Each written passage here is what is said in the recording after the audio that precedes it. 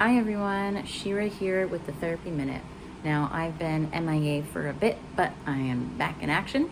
And today I wanted to talk to you a little bit more about trauma, okay? So we discussed trauma a bit in the past. Trauma is not what you experienced, right? Trauma is the wounds that happen based on what you experienced, okay? So everybody wants to know, how do we heal? How do we heal our wound? How do we heal our trauma?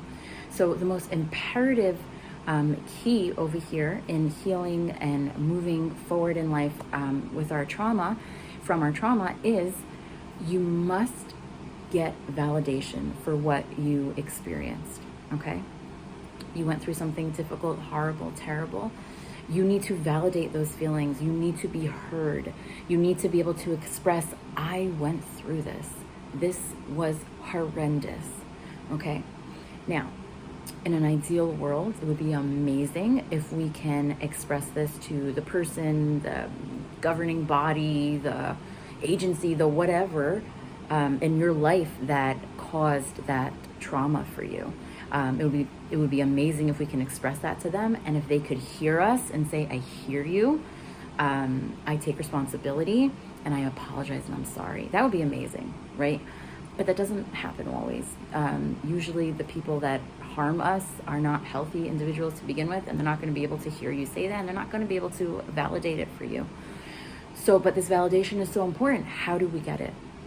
If you can't get it from the person or the governing body or whatever caused that for you, so it has to come from you. It's got to come from within. Okay. You have to give yourself that validation, and you have to give yourself permission to move on, and you have to give that forgiveness over. Okay, so we're going to talk a little bit more about the forgiveness.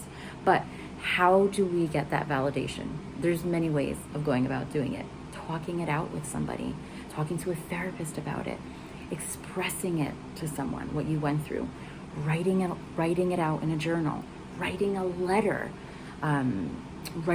to the person that inflicted that pain on you, writing it all out, everything that you felt, what you experienced, how awful it was for you. You may not necessarily send the letter, right? But just the act of writing it out is so cathartic and helpful. Okay, so we have to validate it for ourselves. Allow yourself to feel bad that you went through something so awful. Okay, now the next step is forgiveness. And this is not like 1, 2, 3, we're done with this, right? This is a process that takes a long time. Okay, now the forgiveness part. So when I say forgiveness, I don't mean that we're saying it's okay that happened. It's okay that you did that. No. Prime example. Let's talk about Dr. Edith Eger. Okay, she's a famous psychologist. She went through the Holocaust. So she says in her journey, what she had to do for herself was she actually went to the Alps where Hitler lived. This is later on in her life, right? She went to the Alps where Hitler lived, and she went there with the purpose to give forgiveness to him. Now, that does not mean that she said to herself, you know what, Hitler, it's okay that you did what you did. No.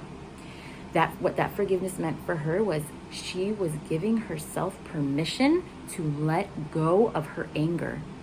That build up, that illness inside of her, that yucky feeling of anger that really destroys us and eats us up inside, right? She got to the point where she was able to allow herself to say, you know what? I'm done living with that anger. I'm going to release it. I'm going to let it go from me.